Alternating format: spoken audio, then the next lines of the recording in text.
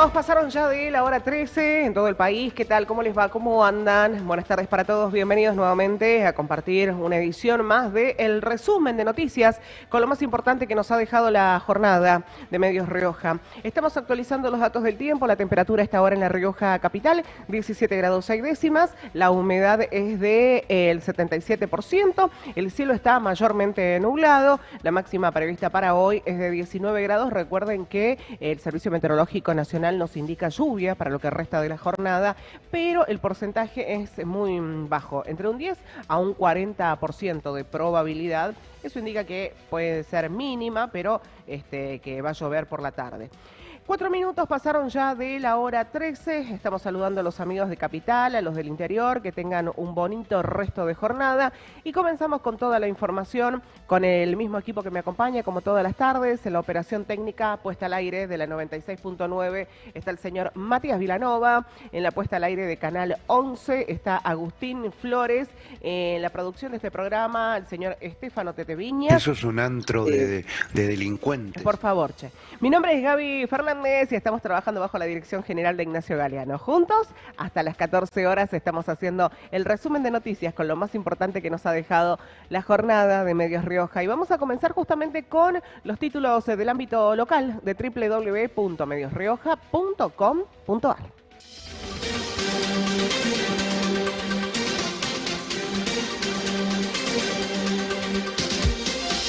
Acá estamos, inauguran muestra federal en homenaje a Yelén Yaye Silva.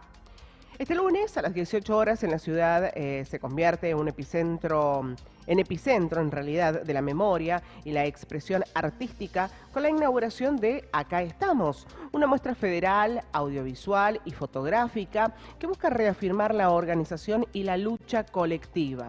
El evento, que se lleva a cabo en San Nicolás de Bari 669, se presenta bajo la consigna ¿Por qué nunca nos fuimos? Porque seguimos organizadas, para avanzar, para sostener y volver a avanzar. Es la invitación que estamos viendo para que todos puedan participar en esta obra que se va a llevar a cabo esta tarde, reitero, a las 18 horas en San Nicolás de Bari 669.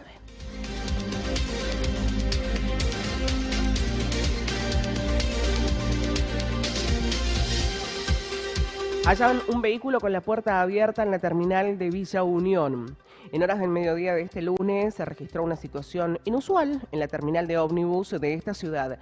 Personal policial se encuentra trabajando en el lugar tras el hallazgo de un automóvil marca Renault Clio, el cual fue encontrado con sus puertas abiertas. De acuerdo con las primeras informaciones, el vehículo permanecía en la zona de la terminal sin ocupantes a la vista, lo que motivó la intervención inmediata de las fuerzas de seguridad para determinar las circunstancias del suceso y verificar la titularidad del rodado. Efectivos policiales estaban trabajando, realizando las pericias de rigor y recabando testimonios para establecer si el vehículo presenta alguna irregularidad o si su estado se debe a un descuido del conductor.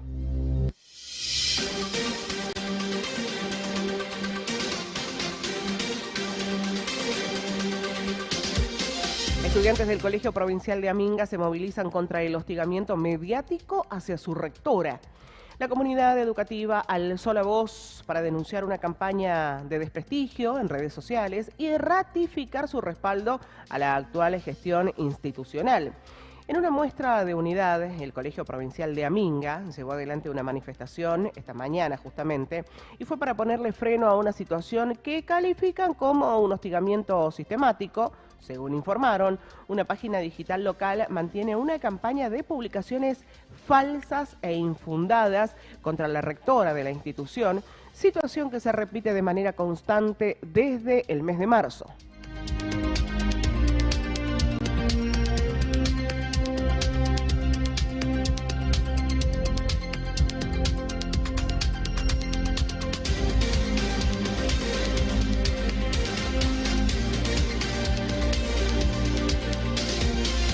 Detuvieron a un conocido delincuente tras un violento intento de arrebato en La Rioja. El sujeto, identificado como Tiziano Silva Torres, alias Coreta, interceptó a una motociclista utilizando un automóvil Ford Focus. Tras un forcejeo, la víctima logró resistir y el agresor escapó para ser capturado minutos más tarde por la policía.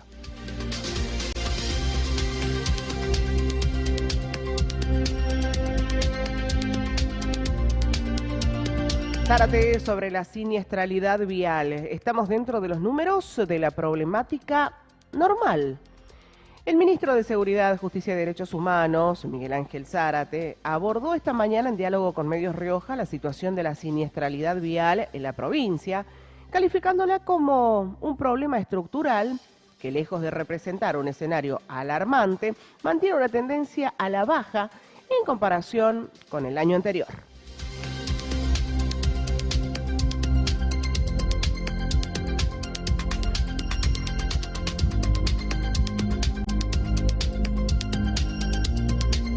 Presentaron la obra que humaniza y reivindica la figura del Chacho Peñalosa. Se llevó a cabo en la legislatura provincial la presentación del libro El Chacho, el más humano de los caudillos, obra del reconocido historiador riojano Víctor Hugo Robledo. El evento, que reunió a autoridades legislativas, académicos y público en general, giró en torno a la figura de Ángel Vicente, el Chacho Peñalosa, profundizando en las diversas facetas de su vida personal y su trascendental trayectoria política.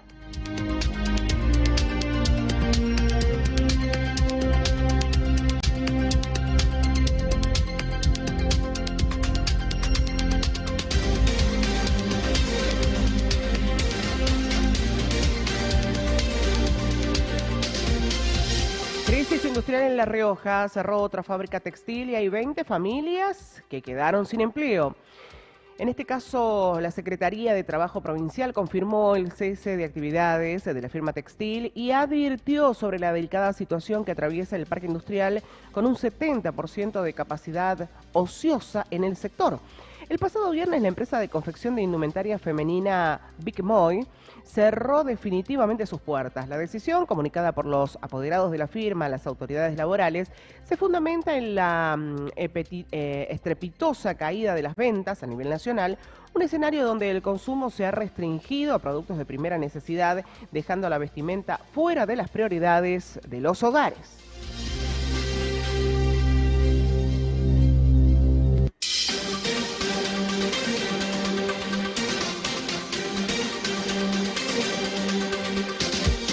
Polémica, se recibió de psicopedagogo un interno condenado por abuso sexual infantil y el Servicio Público Penitenciario lo celebró en las redes. La Cámara Tercera, conformada por los jueces López Douglas, Cabral y Chamía, condenaron a Denis Walter Pereira Fincati a 10 años de prisión de cumplimiento efectivo por el delito de abuso sexual simple, agravado por ser el encargado de la educación de la víctima y promoción a la corrupción de menores. El docente abusó de una niña de 8 años durante el periodo comprendido entre 2017 y 2018. Lo hacía mientras se desempeñaba como profesor particular y le brindaba clases de apoyo en su domicilio. La sometió a tocamientos. El Servicio Penitenciario Provincial de La Rioja celebró como un hito el primer egreso universitario en contexto de encierro. Walter Denis Pereira Fincati aprobó su última materia con 8 y se convirtió en licenciado en psicopedagogía tras cursar la carrera en la ULAR. Desde la institución destacaron el rol de la educación pública como herramienta de inclusión y reinserción social. Además, el acompañamiento clave de docentes universitarios que hicieron posible el trayecto académico dentro del sistema penitenciario. El caso abrió un fuerte debate en redes, mientras algunos destacan el valor de la educación pública como herramienta de reinserción, otros cuestionan la decisión del servicio penitenciario de celebrar públicamente el egreso de un interno acusado de delitos contra menores en un ámbito educativo, quien obtuvo el título de licenciado en psicopedagogía.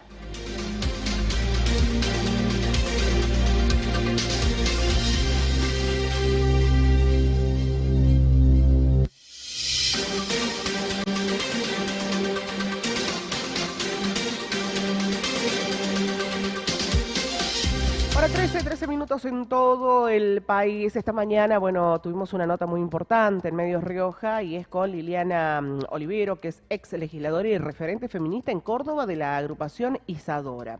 El tema fue el femicidio de Agostina y también presentaron un pedido de jury contra el fiscal Garzón por el tratamiento del femicidio de Agostina Vega y esto es lo que nos decía.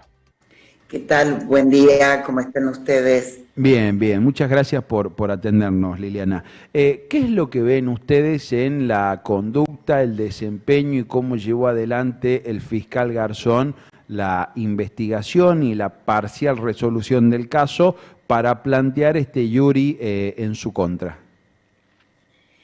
Bueno, efectivamente, dentro de una hora vamos a llevar adelante una conferencia de prensa con la Asamblea Ni Una Menos de Córdoba y la banca del Frente de Izquierda Socialista, que junto con la legisladora Noelia Agüero vamos a presentar el jury de enjuiciamiento contra este fiscal que lamentablemente podemos decir que ha llevado adelante el incumplimiento, ¿no?, de los deberes de funcionario público, pero no solamente eso, sino que vamos a presentar también la dimisión, el pedido de renuncia del ministro de Seguridad de acá de Córdoba, Quinteros.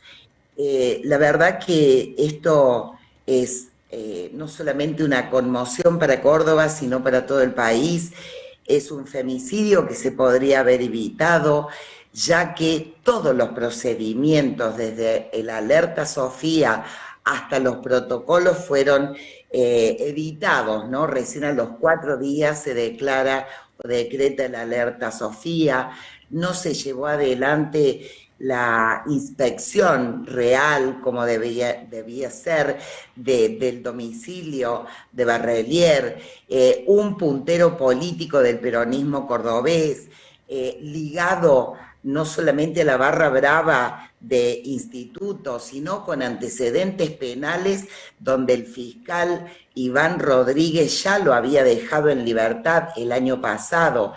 Su protector, podríamos decir, actual concejal también del PJ cordobés, Ricardo Moreno, dio una entrevista ayer que nos ha dolido tremendamente porque dice, este pibe se echó un moco, mató a una niña. Entonces, bueno, desde Isadora, desde Izquierda Socialista y desde el feminismo, estamos condenando este actuar perverso de este femicidio que se podría haber evitado. Ahora, Liliana, más allá de todas estas apreciaciones que usted hace, ¿cuál cree que ha sido el rol también del gobernador Yarlora, que se mantuvo bastante al margen y recién ayer generó esta reunión con las dos familias, pero por separado, y que ni siquiera salió a hablar él, después salió a hablar Quintero? ¿Qué opinión le merece la gestión Yarlora en este tema puntual? Un desastre, porque efectivamente él era consciente de todo esto, y les voy a dar una novedad. Este fiscal Rodríguez ha sido ascendido como procurador penitenciario adjunto el 30 de diciembre en la legislatura de Córdoba. Es decir, están todos encadenados en una mafia, en una cadena de impunidad, y ayer efectivamente comenzó un maquillaje por parte del gobernador, que debo aclarar que era justamente el intendente de Córdoba cuando Barrelier fue nombrado, ¿no?, en el municipio como empleado. No sé si lo dije anteriormente, no, pero esto realmente es muy grave y creo, bueno, que no es el único caso bajo este gobierno que se llevan adelante improlijidades que realmente terminan con el femicidio, en este caso de una niña, pero lo hemos tenido también de Anaí Bulnes, una docente que a media cuadra de la legislatura el femicida sacaba en bolsas las partes que había justamente a partir del de descuartizar, ¿no?, a una docente. Entonces hay un negacionismo que obviamente creo que tiene que ver con una cuestión muy importante, no solamente bajo este gobierno nacional de ultraderecha, hacia ese odio hacia las mujeres, las disidencias. En Córdoba estamos muy, muy mal con este entramado político judicial que justamente pone hoy más que nunca este grito de ni una menos, el miércoles vamos a hacer miles, y una desprotección también hacia las familias más vulnerables. Recién el día viernes hubo una atención por parte del gobierno, del Ministerio de la Mujer, a esta familia que estaba reclamando ya con marchas desde el lunes pasado, cuando acá el ministro estaba en los festejos de Belgrano campeón por la circunvalación de Además, Córdoba. Liliana, Es decir, el gobernador está sucio y eso está claro. Liliana, buen día, Ivana te saluda. Además de que Quinteros ya pertenece a un partido político que se muestra antifeminista, y lo que no termina de sorprender, por lo menos para muchas personas, es que ese día de la conferencia de prensa, cuando el fiscal hablaba tan livianamente y poco le importaba, la única que levantó la voz ahí fue Laura Vilches, esta mujer, y eran todos tipos, digamos, todos tipos ahí. Nosotros por ahí decimos, no todos los hombres, pero siempre son hombres. Entonces sigue existiendo también una demanda activa solamente de las mujeres, que somos las que alzamos la voz, y eso también es algo que hay que revisar. Exactamente, nosotros tenemos la ley Micaela, que supongo que no solamente ha sido impartida en el Poder Judicial, que parece que Garzón no tomó nota, porque fue un desastre, fue un circo. Nosotros estábamos en la puerta. Por suerte, nuestra compañera Laura Vilches, que también pertenece al Frente de Izquierda, pudo entrar, pudo contrarrestar esta apatía, esta falta de sensibilidad en este fiscal que tampoco tuvo perspectiva de género. Hablaba de los restos encontrados, pretendía premiar a los perros que encontraron los restos de esta jovencita, de Agostina. Entonces, bueno, creo que efectivamente hay que tener esa mirada, Ivana, que vos estás comentando, que realmente las mujeres seguimos siendo hoy el centro o donde nos ponen en el foco. Acá se revictimizó a Agostina, se revictimizó a la familia, hubo represión el día sábado cuando nosotros estábamos en la puerta de tribunales con la policía de este ministro que estaba festejando en la calle un campeonato de fútbol y no había puesto todo lo que hay que poner cuando suceden este tipo de cosas, cuando desaparece una niña. La alerta Sofía tiene que ser instantáneo. A la mamá y a los familiares de Agostina le tomaron en la unidad judicial 13 recién a las 9:10 de la mañana, cuando, por lo que se dice, ya a esa hora Agostina había sido asesinada. Entonces, Liliana, todo está mal en este procedimiento, por eso nuestra bronca, nuestro dolor como feministas y como parte de la Asamblea Ni Una Menos. Hoy vamos a hacer justamente un montón de pedidos. Vamos a pedir también la destitución del concejal Ricardo Moreno, que se ha jactado de hacer entrar gente al municipio, de sostener junto con las 62 organizaciones, y acá hago un paréntesis, posiblemente el terreno donde se habrían encontrado los restos de Agostina pertenecen a las 62 organizaciones. Está todo ligado. La patota, por un lado, las barras bravas del fútbol, la política, esa política que hay que desterrar, esa política que no le hace bien a las mayorías populares. Entonces, indignación completa, y hay un círculo de impunidad que tiene que dejar de existir.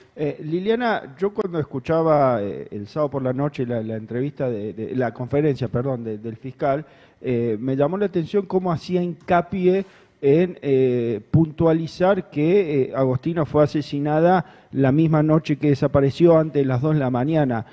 Y me hacía sospechar o dudar si no era para, de alguna manera, exculparse por las recriminaciones que se le hace, de no haber dado la alerta a Sofía, de haber estado festejando el campeonato de Belgrano, como diciendo, bueno, ya estaba asesinada, no podríamos haber hecho nada. ¿Va por ahí? ¿Creen que va por ahí el tema?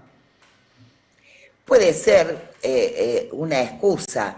De todas maneras, el fiscal sabe que este tipo tenía antecedentes, que mintió desde el primer momento, que habló de un auto rojo que nunca existió, que pidió un auto negro para hacer el traslado, que dejaron las bolsas de basura con ropa tirada en la puerta de la casa de Barrelier, en la calle Campillo, 878. Pasó el basurero y se llevó las bolsas de basura. A nadie se le ocurrió, yo no soy abogada, pero lo primero que hay que hacer es preservar ese mismo día domingo, el día lunes, cuando la unidad judicial ya tenía la denuncia, había que cercar ese domicilio. Y ustedes saben que está cercado desde ayer, cuando ya tenemos la mala noticia. Entonces todo el procedimiento judicial fue, así como fue planificada el asesinato de Barrelier para con Agostina, este fiscal fue tapando. Pero 25 minutos pasaron ya de la hora 13 en todo el país. Ahí estábamos, bueno, recordando una de las notas principales que hemos tenido en la mañana, en la jornada de Medios Rioja. 17 grados 6 décimas la temperatura a esta hora en La Rioja capital, la humedad es del 77%. Vamos ahora con los títulos nacionales, en este caso de www.mediosrioja.com.ar.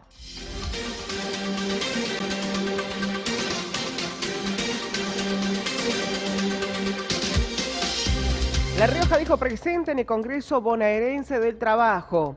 La secretaria de Trabajo, Miriam Espinosa, participó del Congreso Bonaerense del Trabajo, realizado en la ciudad de Mar del Plata, los días 28 y 29 de mayo, acompañando al ministro de Trabajo de la provincia de Buenos Aires, Walter Correa, junto a ministros de Trabajo de distintas provincias, directivos, funcionarios y demás autoridades vinculadas al ámbito laboral.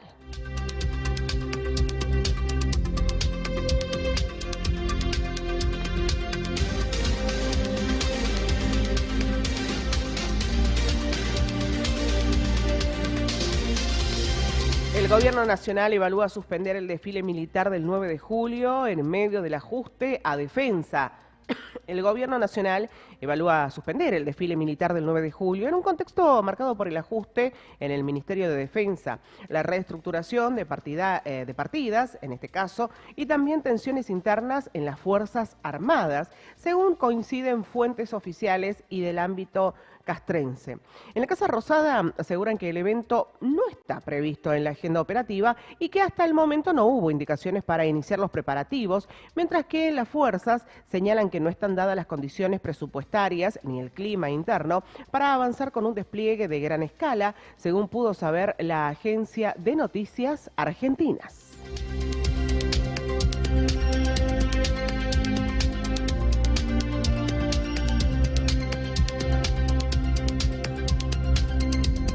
Pérez Esquivel impulsa un ayuno en Plaza de Mayo contra el gobierno de Milei.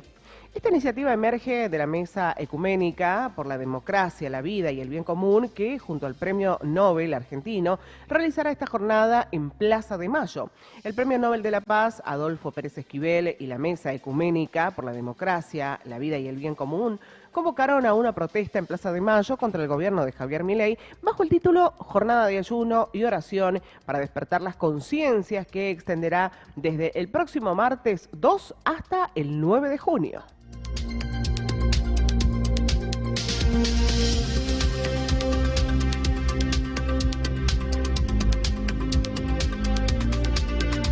El gobierno envió al Congreso una reforma de la ley de sociedades. El proyecto se suma a la batería de reformas que envió el gobierno al Poder Legislativo. El Gobierno Nacional, mediante el jefe de gabinete Manuel Adorni, anunció el viernes que envió al Congreso una reforma sobre la ley de sociedades, la cual busca que las empresas tengan menos controles. Esto se suma al conjunto de proyectos que envió el Gobierno al Congreso en los últimos días. Entre ellos figuran el Super Rigi y la ley de lobby, la ley de ludopatía y la derogación de la ley de etiquetado frontal.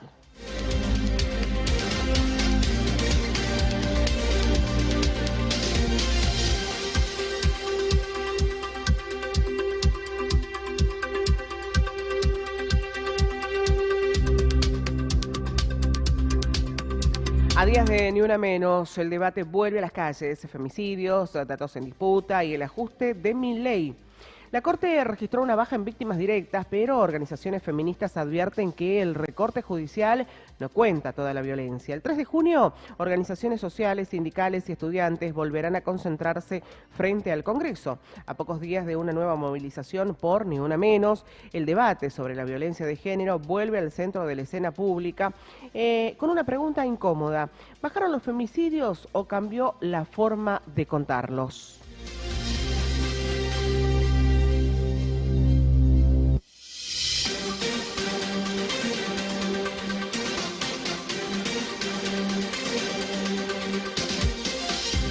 Pues se pidió jury para Garzón y la renuncia de Quinteros tras el caso Agostina Vega.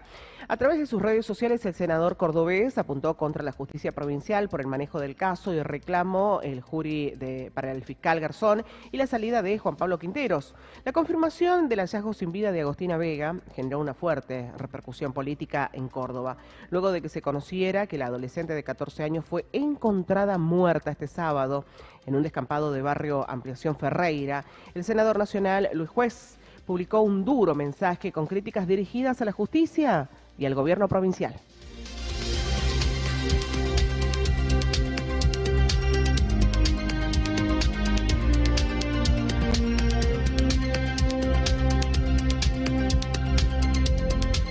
El Congreso se mantendrá activo durante el Mundial. La Libertad Avanza pretende romper una tendencia histórica.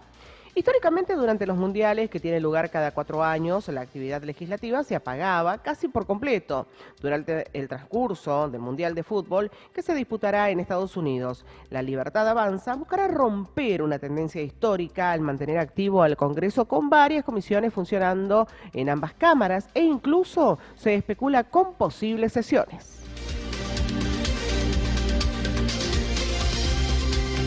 Hora 13:30 minutos en todo el país. Nos vamos a quedar con otra de las notas más relevantes que hemos tenido en la mañana de Medios Rioja y es acerca del incremento de accidentes y borrachos al volante. ¿Cómo se combate? Acerca de este tema estuvimos hablando con el ministro de Seguridad, Miguel Zárate, y esto es lo que nos decía. Como en mi caso, que está acostumbrada a analizar ciertas problemáticas de la vida actual como un problema estructural que tienen todas las sociedades y todas las ciudades, ¿no? Por allí lo que tal vez a ustedes o a algunas personas puedan alarmar, a mí no, desde el análisis de la situación real, estructural de cada uno de los problemas, ¿no? Sí. Siempre aclaro esto porque por allí un hecho puede ser alarmante para una persona, pero para quienes tenemos que analizar el problema para gestionar esta problemática tal vez no lo es de la misma manera, ¿no? O sea, las percepciones son distintas, la percepción mía puede ser distinta a la que tienen ustedes, o alguna otra sector de la sociedad en particular, ¿no? Lo cierto es que, sabemos que la siniestralidad vial es un problema estructural que tienen absolutamente todas las provincias, todas las ciudades, que tiene que ver principalmente con la conducta de las personas al conducir los vehículos, que tiene que ver con la falta de respeto a las normas de tránsito, y que en nuestra provincia están dentro de los números de la problemática normal, digamos, ¿no? El fin de semana hemos tenido 28 siniestros viales, que para algunos pueden parecer muchos, pero para quienes llevamos el registro, digamos, del problema, podemos decir que estamos dentro de lo que es el problema normal, es decir, no hay un pico en el problema, esto es lo que quiero decir que se entienda, ¿no? El problema existe, sí, como ha existido siempre y como seguramente va a seguir existiendo. Estos problemas son estructurales que el Estado debe esforzarse para contenerlos, para controlarlos, para que no se agraven en todo caso, mientras intentamos hacer que la sociedad cambie su conducta en la vía pública de distintas maneras, ¿no? Con controles preventivos, con cada vez más controles, cada vez con sanciones más duras, para tratar de hacer que la gente, respete las normas vigentes. O sea ¿verdad? que estar dentro de cifras normales o estadísticas esperables que tienden a la media o a la baja, ¿significa que en materia de seguridad son efectivas las medidas que han tomado o todavía pretenden mejorar todavía mucho más estas cifras? No, siempre vamos a buscar mejorar, por supuesto, siempre trabajamos para bajar las cifras, ¿no? Lo que estoy diciendo es que no hay un pico en el problema, de acuerdo a las estadísticas y al análisis que hacemos diariamente, todos los fines de semana y por supuesto mensualmente y anualmente, ¿no? Por darles otro dato de Sí. interés, digamos, comparativamente en lo que vamos en el 2026, es decir, a mayo del 2026 comparado a mayo del 2025, para ver cómo fue la incidencia en ese periodo. Incluso en el 2026 tenemos una tendencia a la baja en la cantidad de siniestros referido, comparado con el 2025 en el periodo entre enero y mayo. Tenemos 100 siniestros menos en total, por ejemplo, en la unidad regional cuarta, que es la capital, ¿no? Ahora, ministro, buen día. Pero, Ivana. lógicamente, cada accidente, cada siniestro, cada foto que aparece con un accidente, lógicamente no deja de generar una percepción de la situación del problema, que hay que analizarla después con datos concretos para ver si esto ha crecido, si ha empeorado, cómo estamos, en términos generales, digamos, estamos en un problema que no tiene un pico, sino que, bueno, ha mostrado una tendencia a la baja en los últimos tiempos. Tenemos incluso, bueno, el fin de semana afortunadamente no hubo fallecidos por siniestros, hubo solo una lesión de gravedad, son datos alentadores para el sistema, pero por supuesto, repito esto, cada vez que nos enteramos que hay un accidente o vemos una foto de un accidente, obviamente genera alguna sensación, una percepción en torno a esta problemática, ¿no? Sí. Ministro, buen día, Ivana, lo saluda. Bueno, consultarle y también desde el pleno desconocimiento si existe alguna legislación que se los impida, porque en algún momento lo hemos comentado en este programa, ¿qué posibilidad hay de montar los operativos de alcoholemia en la puerta de los boliches o en la puerta de los estacionamientos de los boliches? Y no como vemos que pasa en los boliches, los lugares bailables, digo, y no a la vuelta, a 2 cuadras, en el otro barrio. Preguntar qué posibilidad hay de que esto suceda. Por supuesto de que cada uno tiene la responsabilidad de saber que si bebe no maneja, pero digo, para tener también otro control, porque a veces pasa de que, bueno, en el registro de alcoholemia es aquellas personas que llegan al control y demás, pero hay muchas personas que esquivan, que saben por dónde ir y demás, Sí, porque por lo ven al supuesto, control. Digo, ¿qué claro. posibilidad hay o hay una legislación que se los impida? No hay ninguna legislación, se hacen esos controles, Esos controles cada vez que hay un boliche, como dice usted, o algún evento de esa naturaleza, los controles se hacen afuera de alcoholemia, sí, se hacen afuera de los lugares, de los boliches, se hacen también en otros puntos de la ciudad, teniendo en cuenta que no es exclusivamente el consumo del alcohol dentro de los boliches, ¿no? Se da en muchos otros lugares, dentro de viviendas, en definitiva. Entonces no podemos centralizar todo el esfuerzo operativo en la zona de los boliches, porque sabemos que la circulación con alcohol y el consumo del alcohol puede darse en cualquier lugar, ¿no? Respecto a las alcoholemias positivas y la relación que tiene con la totalidad de los siniestros, los indicadores nos marcan que de la totalidad de siniestros aproximadamente en el total, digamos, en el universo total, representa alrededor del 10%, digamos, sobre la cantidad de los siniestros que hay, ¿no? Las alcoholemias positivas. Cada vez que hay un siniestro vial, se hace el control de alcoholemia positiva. De la totalidad de siniestros que ocurren en términos normales, comparativos, esto es la evolución que vemos de todos los años, ¿no? Todos los años se hace este análisis, más o menos, ronda alrededor del 10%, incluso tal vez algún puntito menos, la incidencia del alcohol en la cantidad total de los siniestros viales, ¿no? También, Ministro, ¿qué posibilidad? Porque bueno, el viernes por la mañana hubo un siniestro de público conocimiento que involucra a un exdiputado provincial. ¿Tiene la posibilidad el infractor de negarse a que le hagan el test de alcoholemia? Sí, claro. El test de alcoholemia es un test de control que hace la policía en el lugar y no es coercitivo, es decir, la policía no lo puede obligar al ciudadano a someterse al control, ¿no? Si en caso de que el ciudadano se niegue a hacer el control, sí está prevista la sanción para ese tipo de conducta, que es directamente se considera que tiene la máxima graduación de alcohol en sangre debido a la negativa a realizarse el control, que es lo que ocurrió con el ciudadano de mención, ¿no? Y con eso que recibe la multa más cara, por decirlo de una manera. Claro, sí. La máxima graduación a la que corresponde, por supuesto, la multa más elevada en este caso, ¿no? Y teniendo en cuenta, ya que tocamos este siniestro, ¿cuándo amerita o no la detención del infractor? ¿Cuándo el infractor puede ir preso o en qué ocasiones se lo puede detener? Siempre se detiene a una persona, se demora y se la pone a disposición de la justicia cuando hay lesiones. Bien. Cuando hay una persona lesionada, o por supuesto cuando hay daños, consecuencias mayores, ¿no?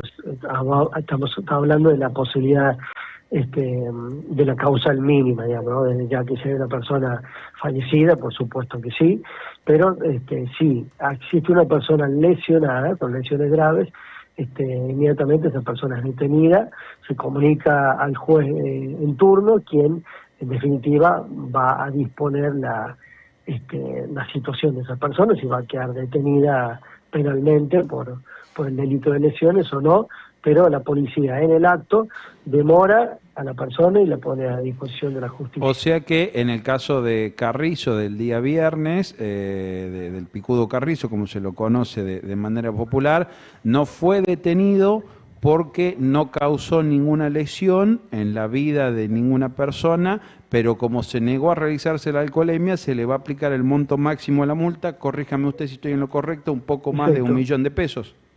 Exacto, así es. Es decir, la policía hizo lo que corresponde, ¿no? Lo que tiene que hacer, lo que le indican las normas vigentes. Sí. Siempre la policía actúa como corresponde, en ningún caso va a actuar de manera que no corresponde, ¿no? Independientemente de quién sea el ciudadano en cuestión, ¿no? Se lo pregunto concretamente porque fue muchas de las cosas que hicieron en las redes.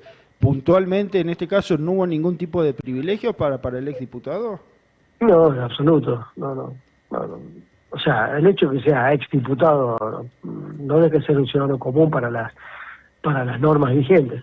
Todas las personas, sean exdiputados o diputados o funcionarios, no funcionarios, todos están obligados a cumplir las normas vigentes. Y en este sentido, la policía, cuando está en un procedimiento, no hace tipo de excepción. La ley es igual para todos. Ahora, y respecto a qué va a pasar, ministro, con los bienes materiales o los daños materiales, digo, este cantero, el árbol que volteó, el registro de conducir del propio Carrizo, todas esas otras sanciones, ¿por dónde van? Bueno, si hay algún ciudadano, digamos, que producto de un siniestro tenga un daño material en su vivienda o en el frente o por decirlo de alguna manera, puede reclamarle ese daño al responsable, ¿no? Y respecto del carnet de conducir, va a quedar... no tiene nada que ver con la infracción de tránsito, es decir, el vehículo queda retenido, se labra una infracción, en este caso por alcoholemia positiva, y el propietario del vehículo lo va a recuperar una vez que haga los trámites administrativos referidos a esta infracción, ¿no? Si hay algún otro tipo de daño material que se tengan que reclamar entre las partes, por ejemplo, si hubo un daño a otro vehículo o un daño a una propiedad, eso es un reclamo que se hacen entre las partes. Bien.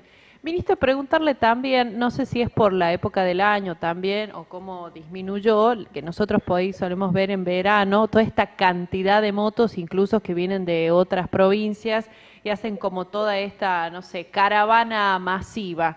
¿Se espera para los próximos meses cuando no haga tanto frío? ¿Tienen conocimiento de esto? ¿Se han puesto más duros los protocolos para este control? Porque sabemos que ocurren a la noche, que genera mucho caos, mucho peligro, más en la parte de la circunvalación. ¿Se tiene algún dato de eso o se avanza con protocolos para eso? Por eso se ha controlado de manera muy efectiva, ¿no? El tema de las rodadas de motos. No se han visto más ese desorden que se ha provocado hace un tiempo atrás.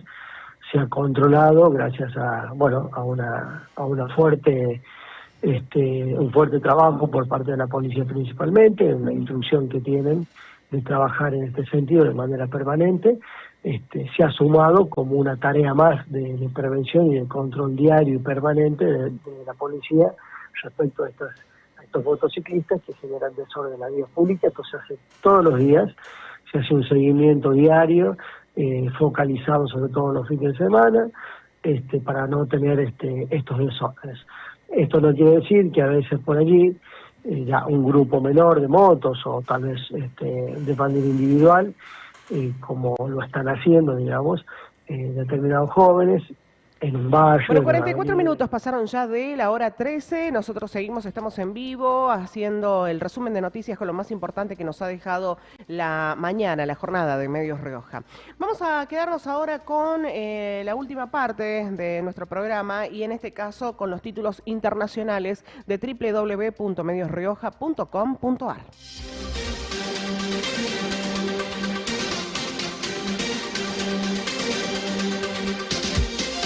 El Pentágono avanza en el uso de inteligencia artificial militar. Estados Unidos busca ampliar el uso de inteligencia artificial en el ámbito militar como parte de una estrategia para mantener la ventaja tecnológica frente a otras potencias. El secretario de Defensa defendió públicamente que el Pentágono pueda utilizar esta tecnología en todas las aplicaciones militares permitidas por la ley y cuestionó los modelos que imponen restricciones a escenarios bélicos. Por su parte, el presidente Donald Trump recientemente frenó una orden ejecutiva vinculada a la regulación de inteligencia artificial por considerar que podría afectar la competitividad tecnológica de Estados Unidos. Estamos por delante de China, estamos por delante de todos y no quiero hacer que nada se interponga en esa ventaja, expresó el mandatario en aquel momento.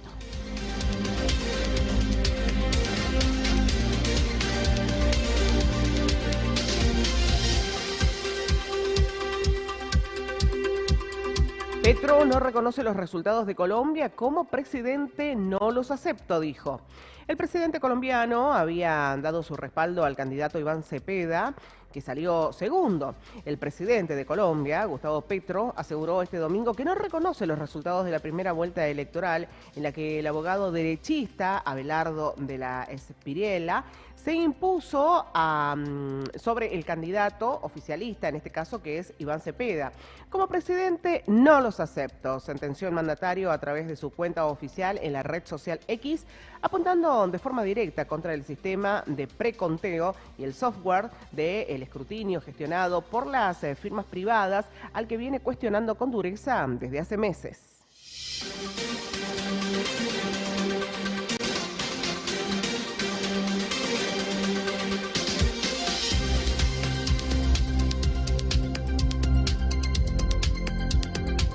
Colombia de la Espriella sacó más votos, pero habrá balotaje con Cepeda. El sucesor de Gustavo Petro se resolverá el próximo 21 de junio en el balotaje. El candidato colombiano Abelardo de la Espriella, del movimiento Defensores de la Patria, de derecha, obtuvo este domingo la mayor cantidad de votos en las elecciones presidenciales y se enfrentará en segunda vuelta contra el candidato Iván Cepeda, de Pacto Histórico Izquierda, que tuvo la segunda mayor votación, y esto, reiteramos, se va a resolver por balotaje el próximo 21 de junio.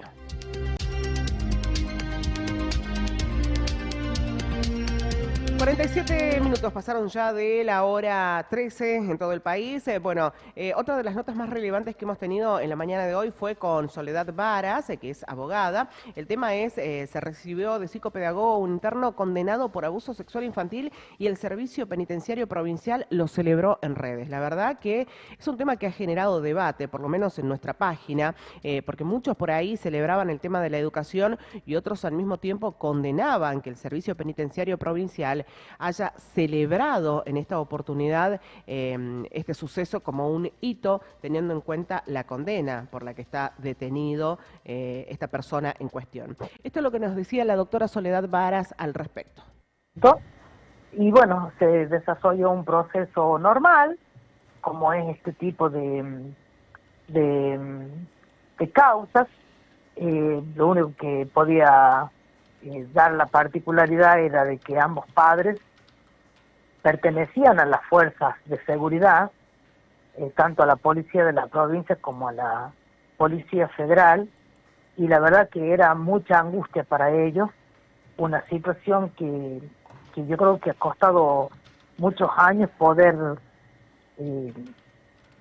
discernir que ellos mismos eran los que dejaban a su hija en la puerta de la casa donde estaba el lobo feroz, digamos así, porque él era educador en ese momento, no tan solo en el colegio donde iba la nena, sino que a la tarde oficiaba de profesor particular de la nena.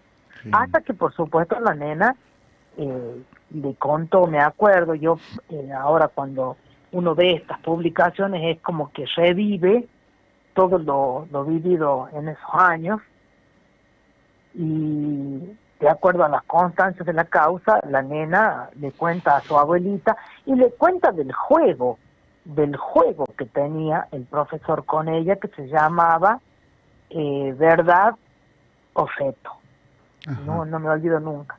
Ahora bien, José Luis, yo quiero plantear y poner sobre la mesa esta situación. ¿Qué es lo que molesta a la sociedad?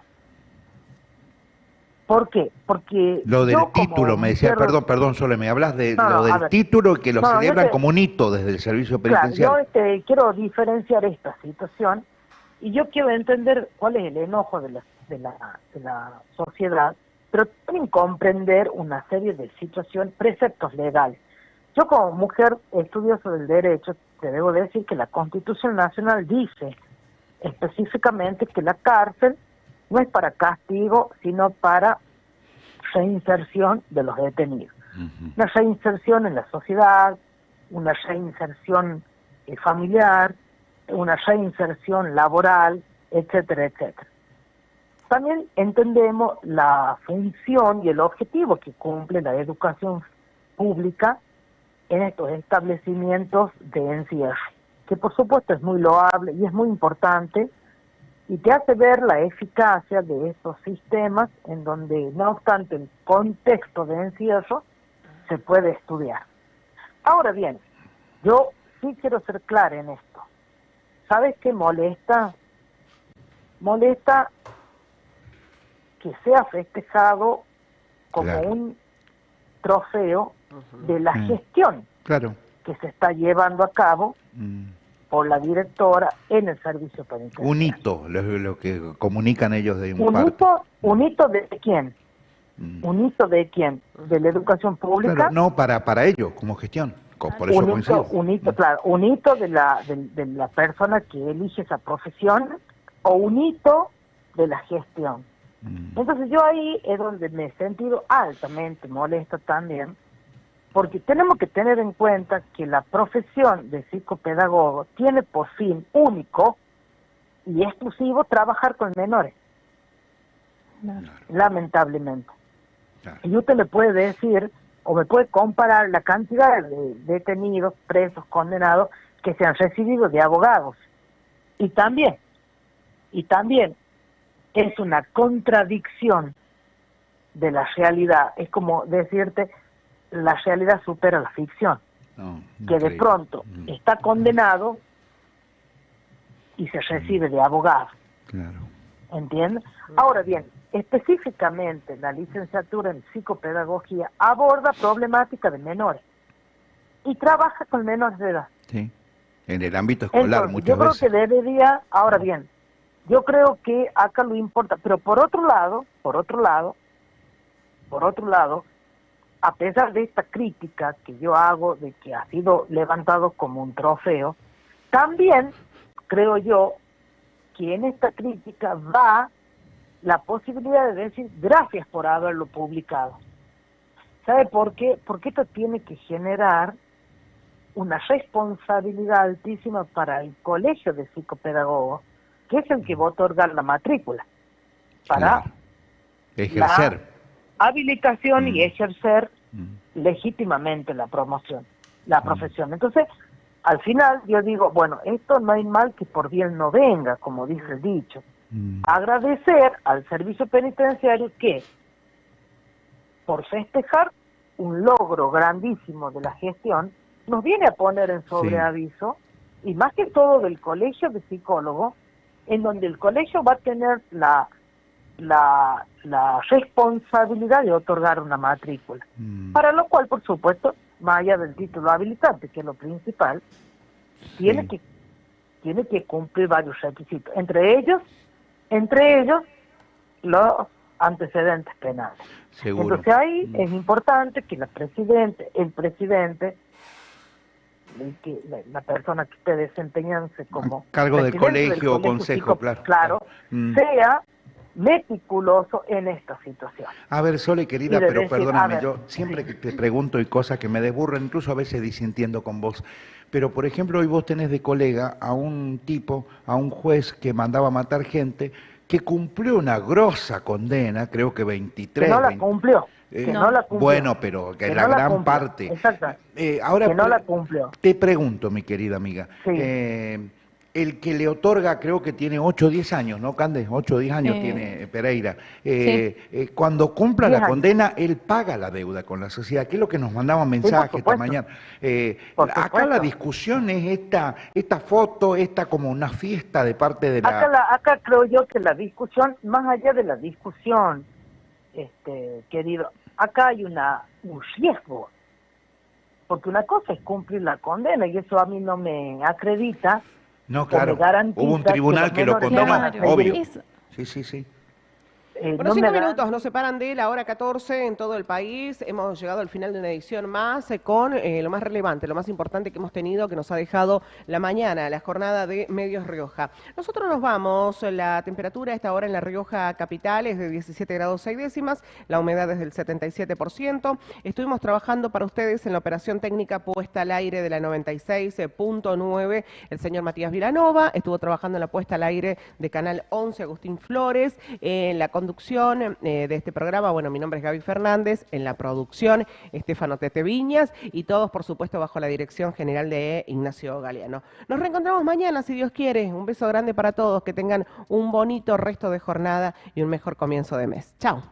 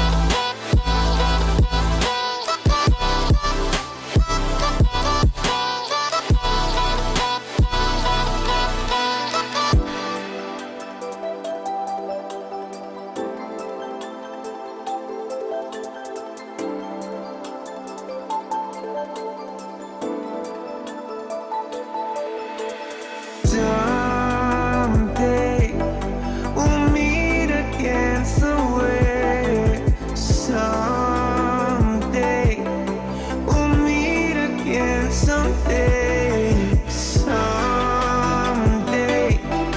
we'll meet again somewhere, somewhere. Someday